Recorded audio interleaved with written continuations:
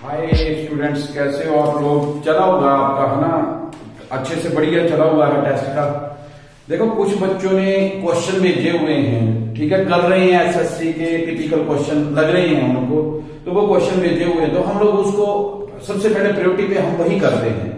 कुछ क्वेश्चन जो वो इंडिविजुअली मेरे को भेजते हैं, तो कई तो बड़े सिंपल क्वेश्चन होते हैं, मैंने उनका रिस्पॉन्स वैसे दे देता हूँ। मतलब कुछ क्वेश्चन ऐसे होते हैं कि जो आपके साथ भी डिस्कस करना मैं अच्छा समझता हूँ, ठीक है। और वो क्वेश्चन एसएससी के ही टेस्ट में से बच्चों ने अलग अलग किताबों से भेजे हुए हैं, ठीक है। आपको क्वेश्चन पेपर के ऊपर जो स्क्रीन है उसके ऊपर क्वेश्चन आ गया है। मैं आपको यहाँ पे बता रहा हूँ, एक वृत्त और एक वर्ग है, बोलता है वृत्त और एक वर्ग है। वृत्त की त्रिज्या कितनी दे दी है? वृत्त की त्रिज्या 14 सेंटीमीटर है, वृत्त की त्रिज्या 14 सेंटीमीटर। और वर्ग की भुजा, वृत्त कुल क्षेत्रफल की जो वर्ग की भुजा है ना, वर्ग की भुजा जो इसका क्षेत्रफल है उसका 1/77 है। तो क्षेत्रफल यानी वृत्त का क्षेत्रफल डिवाइड बाय, मैं वैसे लिख रहा हूं अभी 77।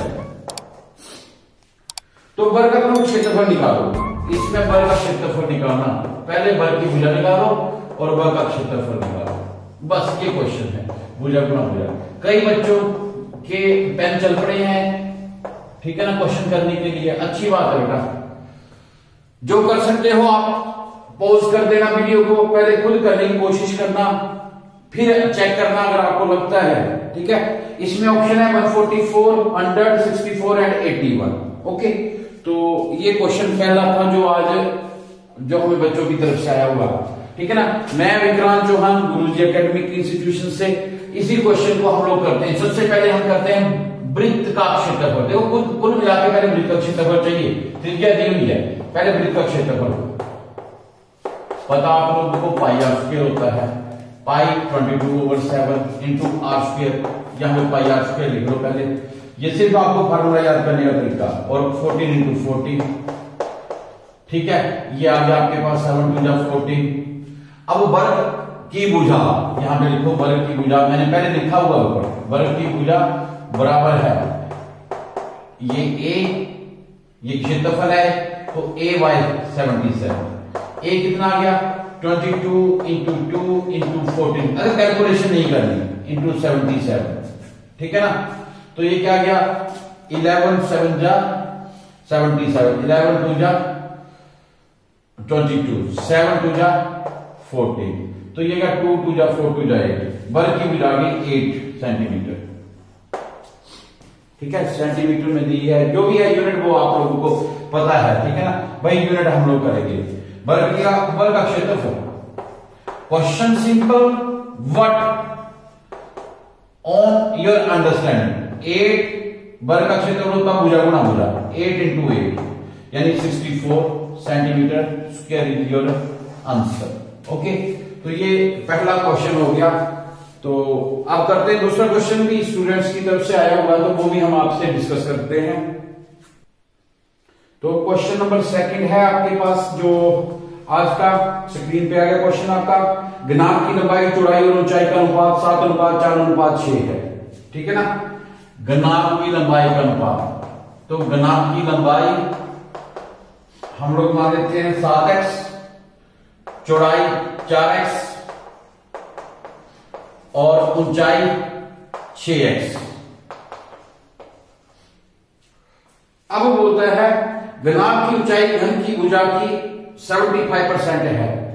हम लोग भी इस क्वेश्चन में थोड़े से पजल हो रहे थे। हमने क्या किया? घनाभ की ऊंचाई घन की भुजा की, हम घनाभ की ऊंचाई को 75 कर रहे थे, नहीं, घन की भुजा का 75% है। क्यों? क्योंकि इन्होंने सिर्फ क्वेश्चन को लिखने में थोड़ा सा ये कर दिया हुआ है, जिससे हम पजल हो रहे हैं। घनाभ की ऊंचाई घन की भुजा की 75% है, माना घन की भुजा,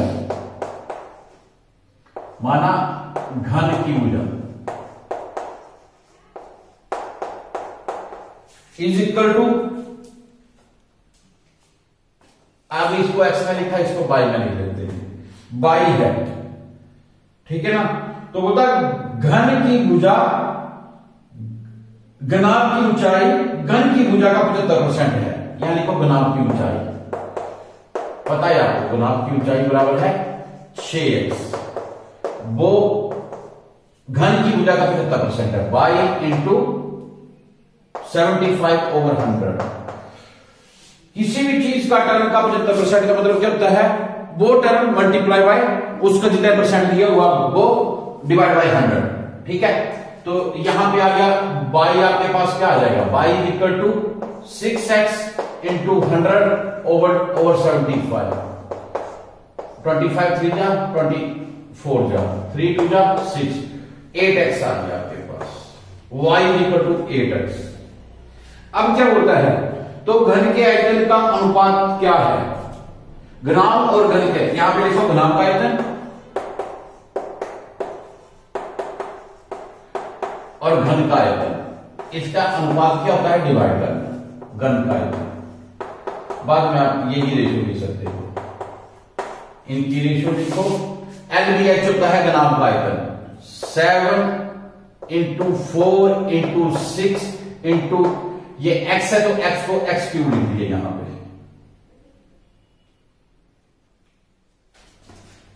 x क्यूब लिख दिया। उसके बाद क्या था, घन का आयतन, घन का आयतन है आपके पास 7 4 6 x क्यूब, हाँ 8 इंटू 8 x क्यूब। ठीक है ना, इसके साथ ये कैंसिल हो गया, 4 2 जा 8 2 3 जा 6। ठीक है, ये आ गया 21 रेशियो 7 3 जा 21 रेशियो 8 8 जा 64, दैट इज योर आंसर। ठीक है ना, ये रेशियो आ गई। आप इसको ऐसे लिख सकते हैं 21/64, ठीक है ना। अब इसको रेशियो में लिख दिया, तो that is your question number 2। Okay, तो ये आप भी क्वेश्चन डाल सकते हो, जो आपकी प्रॉब्लम लगती है तो आप डाल दिया करो क्वेश्चन, ये ऐसे है। व्हाट्सएप पे 7018428168 मेरा नंबर है, आप इस पे मैसेज कर सकते हो कि ये क्वेश्चन में ये प्रॉब्लम आ रही है। चलो ठीक है, नेक्स्ट क्वेश्चन। नेक्स्ट क्वेश्चन जो है वो क्या है, एक घन के विकर्ण का माप 4√3 सेंटीमीटर, तो इस घन का आयतन कितना होगा। ठीक है ना, आपको पता है विकर्ण क्या होता है, घन का विकर्ण, घन का विकर्ण, घन का विकर्ण बराबर है 4√3।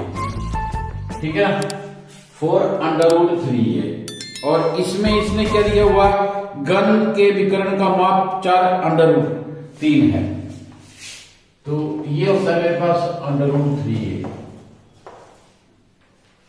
ठीक है, तो √3 is equal to √3 a is equal to 4√3 and what is a is equal to 4√3 over √3, cancel हो गया। घन की भुजा आ गई आपके पास 4 सेंटीमीटर। अब इसका आयतन क्या आएगा, आयतन बराबर है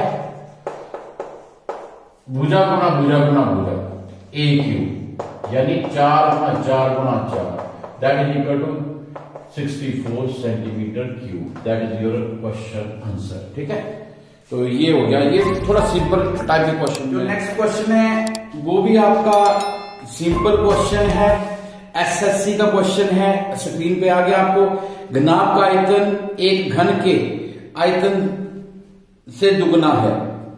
ठीक है ना, घनाभ की बीमाएं दी हैं।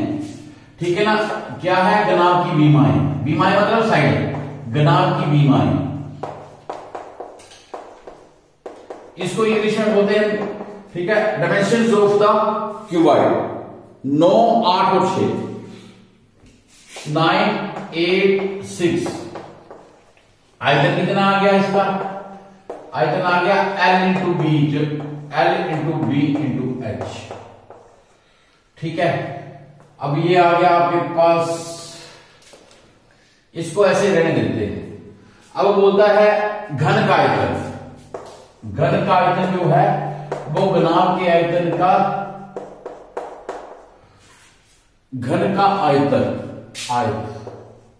घन का आयतन, घन बोलता है यदि घनाभ की बीमाएं, घनाभ का आयतन एक घन से दुगना है, तो ये डबल है, ये डबल है। घनाभ का आयतन घन से दुगना है। तो हमारे पास क्या हुआ, घन का आयतन आ गया 9 इंटू 8 इंटू 6 डिवाइड बाई 2, 2 3 जा 6। अब क्या आ गया 3 इंटू 3 इंटू 3 और 2 इंटू 2 इंटू 2। तो घन की साइड आ गई आपके पास, घन का आयतन होता है एल क्यूब। एल क्यूब आ गया 3 इंटू 2 का क्यूब। देखो 3 और 2, ये 3 3 में है, ये भी पावर 3 लिख सकता हूं, इसको भी पावर 3 लिख सकता हूं। You can write it as a, इसके साथ कैंसिल हो गया, एल इज इक्वल टू 6। अभी क्या बोल रहा है, बोलता ये आ गया आपके पास, बोलता तो घन का संपूर्ण पृष्ठीय क्षेत्रफल क्या होगा, संपूर्ण पृष्ठीय क्षेत्रफल, घन का संपूर्ण पृष्ठीय क्षेत्रफल, घन का संपूर्ण पृष्ठीय क्षेत्रफल।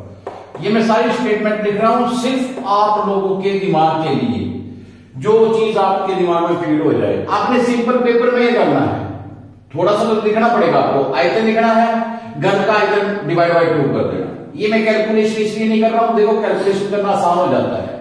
जो चीज से आप डरते हो या तो उसकी मास्टरी कर लो, टेबल आपको 30 तक ऑन टिप्स होनी चाहिए, 30, ठीक है ना।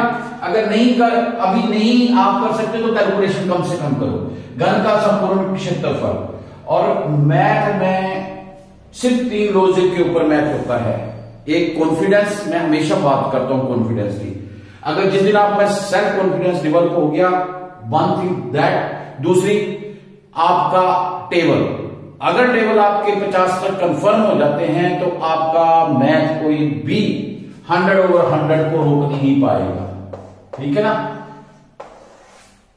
कैलकुलेशंस मैथ में, ठीक है ना। और तीसरा जो मैं आपको बोल रहा हूं स्टेटमेंट मैथ, वो क्या होता है, that is depend upon the your formula. वो फार्मूले आपके स्ट्रॉन्ग होने चाहिए, और इसका फार्मूला क्या होता है, घन का संपूर्ण पृष्ठीय क्षेत्रफल 6 इंटू एल स्क्वायर। तो 6 into L square, L square आपके पास 6 है, तो 6 into 6 sorry 36, 216 centimetre cube, that is your संपूर्ण पृष्ठीय क्षेत्रफल। और इसका ऑप्शन है ये बी ऑप्शन, ठीक है। और आंसर भी आपका मैच कर गया, ठीक है। उसके बाद नेक्स्ट क्वेश्चन करते हैं, ठीक है। एक ये जो हमारे यहाँ पे ऑफलाइन स्टूडेंट बैठे हुए ना, तो उन्होंने दूसरे तरीके से किया हुआ है। जितनी देर में मैं तभी आपको बोलता हूं, आप हमारे बच्चे पता क्या करते हैं, जितनी देर में हम लोग क्वेश्चन करते हैं तो वो भी क्वेश्चन पैरेलल में करने शुरू कर देते हैं। आप लोग भी ऐसे किया करो। इन्होंने क्या किया, 8 9 72, 72 6 432, ठीक है ना, 432 आ गया। और घन का आयतन क्या होता है, इसका हाफ 432 डिवाइड बाय 2, 2 2 जा 4, 2 1 जा 2, 2 6 जा 12, ठीक है ना। उसके बाद 216 आया, तो 216 के अब आपको क्या करना पड़ेगा, एल क्यूब होता है, तो अब आपको 216 के फैक्टर बनाने पड़ेंगे, और कुछ नहीं है, 216 के फैक्टर बनाने आपने, ठीक है ना। तो ये अगर 2 से करना, 2 8 16, 2 2 चुके 8, 2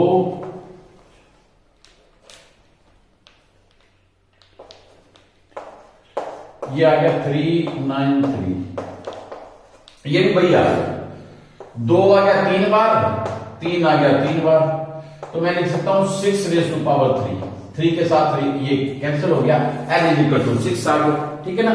तो ये भी आ गया आपके पास। ये बोल रहे थे कि इस तरीके से हमने किया हुआ है, तो अगर आप लोगों ने भी कैलकुलेशन करके किया हुआ है कोई दिक्कत नहीं है, थोड़ा सा लेंथी हो जाएगा क्वेश्चन, ठीक है। That is the art of your doing. अगर आपको स्मार्ट तरीके से जो अच्छा लगता है, जो आप कर रहे हैं ना, वो सर्वोपरि होता है, बस मैं ये बार बार आपको बोलता हूं। नेक्स्ट क्वेश्चन करते हैं। नेक्स्ट क्वेश्चन आपको 10th क्लास की बुक में भी मिल जाएगा, और बड़ी बात यह है कि इनकी सबकी डायमेंशन भी सेम वही है जो आपकी 10th क्लास में है।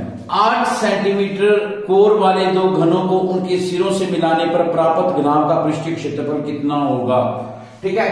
थोड़ा सा अगर आप देखेंगे तो इसमें क्या बताया हुआ है, एक घन है, ये घन है, इसको, ठीक है ना, इसको बोलते हैं हम लोग घन। घन का क्या होता है, लंबाई चौड़ाई, कल आपको जो बताए हुए थे ना वो घन, ठीक है, उसी की बात कर रहा है ये। बोलता मैंने ये किया, इनको मिला दिया, इनको सिरों से सिरे मिला दिए, ठीक है ना। तो आप you can write it as ये घन था और ये ऐसे करके मिल गया, ये ऐसे आ गया और ये ऐसे आ जाएगा, ठीक है। ये दो घन मिल गए।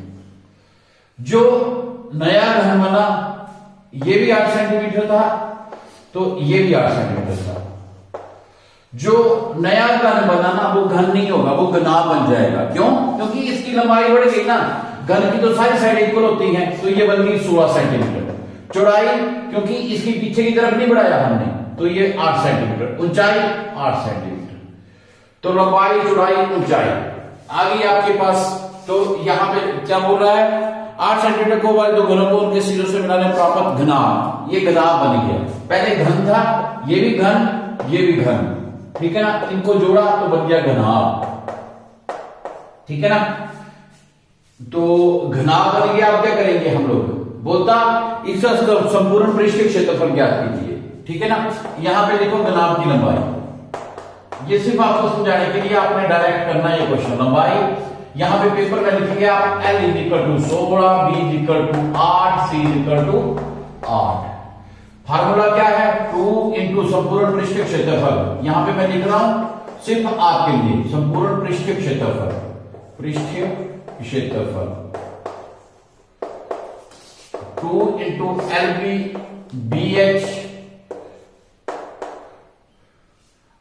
सॉरी ये C नहीं होता, यहां पे H होता है, और LH ये 2 × L। L कितना आ जाएगा आपके पास? 16, ठीक है ना। यहां पे 16 × 8 plus B × H, 8 × 8 plus L × H, 16 × 8, ठीक है ना। तो ये आ गया आपके पास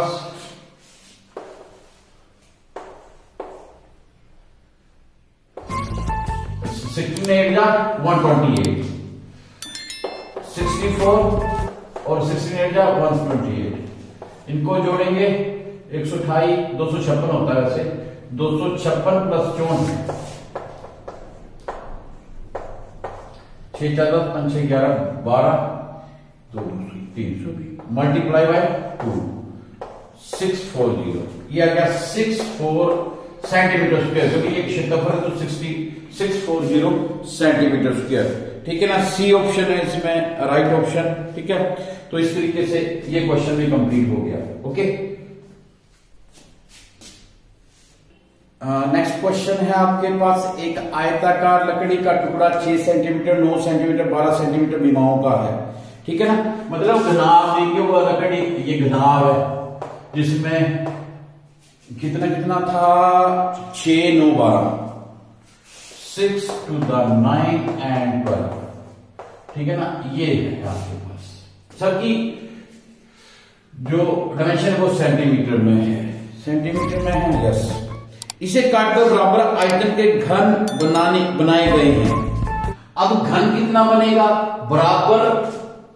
बराबर हो, ठीक है ना। तो देखो घन बनाने के लिए आप लोगों को कभी भी अगर बोलेगा, अगर आपके पास 3 साइडें दी गई होगी तो आपको क्या करना पड़ेगा? जो साइडें दी गई होगी उसका आप लोग मिनिमम क्या बड़े से बड़ी साइड कितनी हो सकती है जिसका घन बन जाए। मतलब लंबाई, चौड़ाई और ऊंचाई तीनों एक जैसी है। तो हम ये करते हैं, जो आपके पास घनाभ दे दिया हुआ है इसका घनाभ का मतलब फॉर्मूला निकाल लेते हैं। सबसे बढ़िया तरीका SCF निकाल लो, 6 9 और 12 का SCF। इसमें 6 में कॉमन 2 × 3, 9 में कॉमन 3 × 3 और 12 में कॉमन 3 × 4।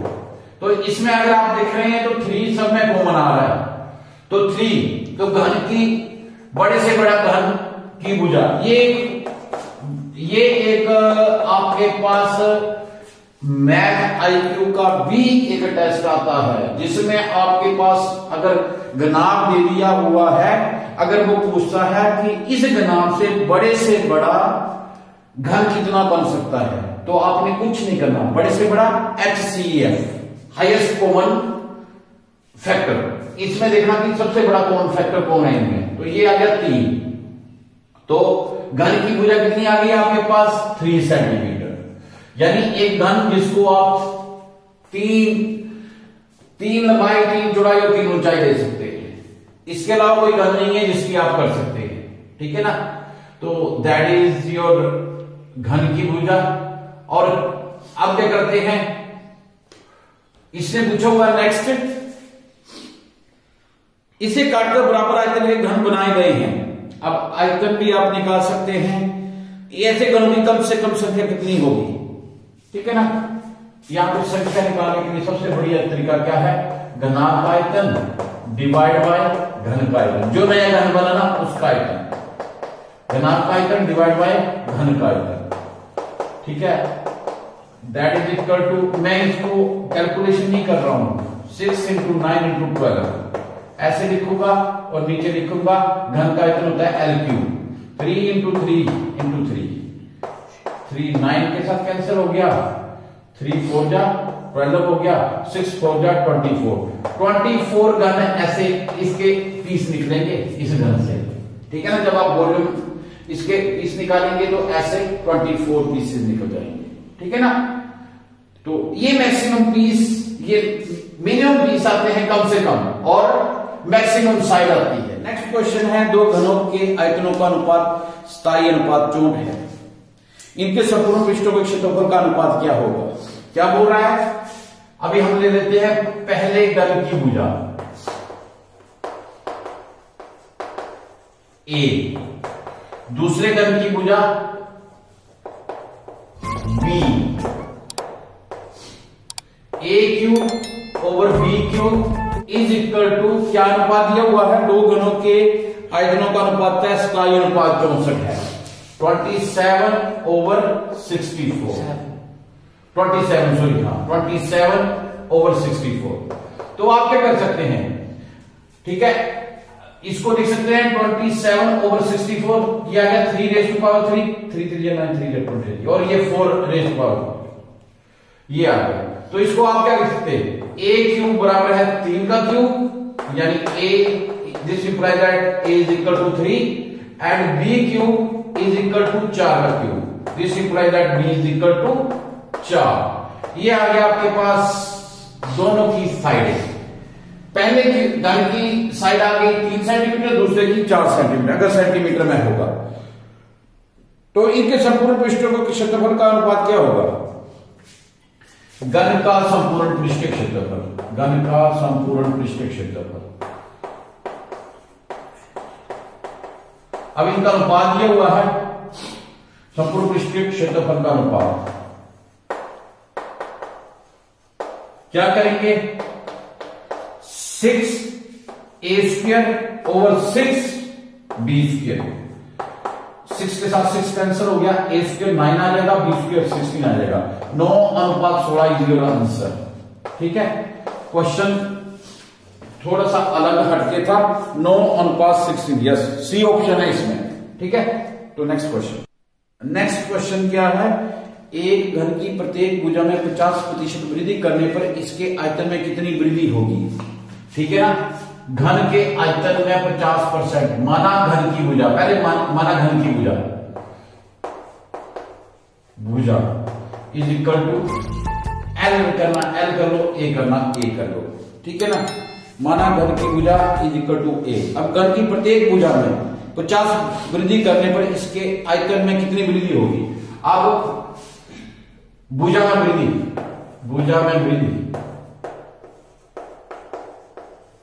ये क्या आ गया, 100 + 50/100, ठीक है ना। A × 100 + 50/100, यानी ये तरीका है आपके पास 50% वृद्धि करने का। तो ये आ जाएगा आपके पास 150/100, 150/100 A, 0 के साथ 0, 5 3 जा 15, 5 2 जा 10, 3/2A। ये आ गया आपके पास जो नई आपके पास जो नई साइड आएगी घन की, क्लियर हो गया? दिमाग में रखना क्वेश्चन। मैक्सिमम बच्चे क्या करते हैं, घर की भुजा में 50% वृद्धि करने पर, तो इसमें a प्लस, ठीक है ना, इसमें a/2, हाँ एक चीज और भी कर सकते हैं, वो तो ठीक है, परंतु कई क्या करते हैं, a/2 कर देते हैं इसको, ठीक है ना, ये आएगा a प्लस a/2, 50% ऐसे भी कर सकते हो। तो ये क्या कहता है, 2a प्लस a 3a/2, ये भी है तरीका, मर्जी है आपकी, 50% वृद्धि कर दी आपने, ठीक है ना। तो अगर आप परसेंटेज में निकालना चाहो तो ऐसे कर सकते हो, टर्म में निकालना चाहो तो ऐसे निकाल सकते हैं, ठीक है ना। मतलब मेरी हाइट में 50% की वृद्धि कर दी, मतलब जितना मैं हूं उसमें 50 और जोड़ दो, मेरा हाफ, ठीक है ना। मैं टोटल फॉर एग्जांपल मैं हूं 2 मीटर लंबाई में, फॉर एग्जांपल भी, तो 1 मीटर और जोड़ेंगे तो मैं 3 मीटर बन जाऊंगा। तो यहां पे भी यही है, a में आधा जोड़ दिया तो a plus a half, 2a plus 1a 3a/2, तो ये आ गया। या फिर आप इसको टर्म में ऐसे लिखते हैं, परसेंटेज में, भुजा में वृद्धि आ गई आपके पास। अब आयतन क्या आया, नया आयतन, एक नया आयतन निकालेंगे, पुराना आयतन, पुराना आयतन निकाल लो पहले। पुराना आयतन तो आपको पता ही है, जब वृद्धि नहीं हुई थी तो आयतन आ गया a3, और नया आयतन क्या आ जाएगा आपके पास, वृद्धि करने के ऊपर 3/2 क्यूब, 27/8a3। अब वृद्धि, कुल वृद्धि कितनी वृद्धि हुई इसमें, आयतन में या आयतन में वृद्धि बराबर है 27/8a3 माइनस, पुराने में माइनस कर दो, ये आयतन की वृद्धि आई, ठीक है ना। दिमाग में ज्यादा पजल नहीं होना, पहले आपने भुजा में वृद्धि की और भुजा के बाद इसके दोनों के वॉल्यूम निकाल ले। अब नया वॉल्यूम अगर वृद्धि कर रहे हैं तो नए वॉल्यूम में से पुराना वॉल्यूम माइनस करेंगे, अगर आप उसमें 50% कम कर रहे हैं तो पुराने वॉल्यूम में से नया वॉल्यूम माइनस करेंगे, ठीक है। जैसे मर्जी देखो ना, 2 प्लेयर भागे हुए हैं, एक मैं हूं एक आप भागे हुए हो, ठीक है ना। तो क्या होगा, अगर मैं आगे हूं तो मेरे में से आपकी निकालनी है कि आप कितना पीछे रह गए।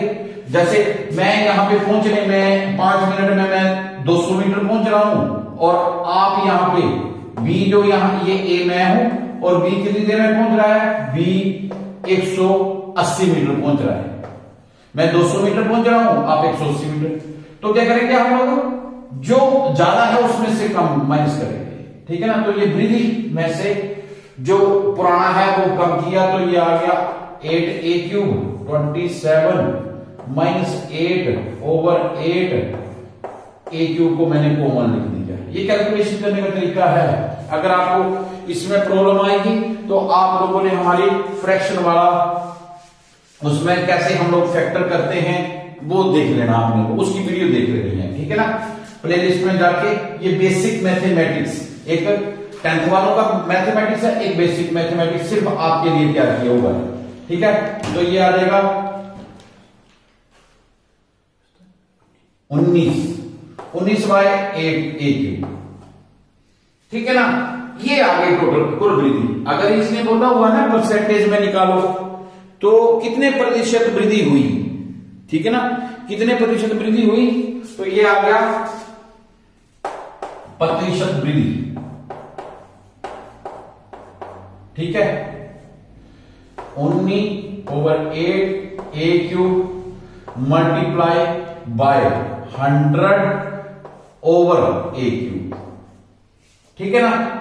अब क्या करेंगे आप लोग, जब भी आप इसकी परसेंटेज निकालते हुए यही तरीका है, a3 के साथ a3 कैंसिल हो जाता है, 4 2 8 25, ठीक है।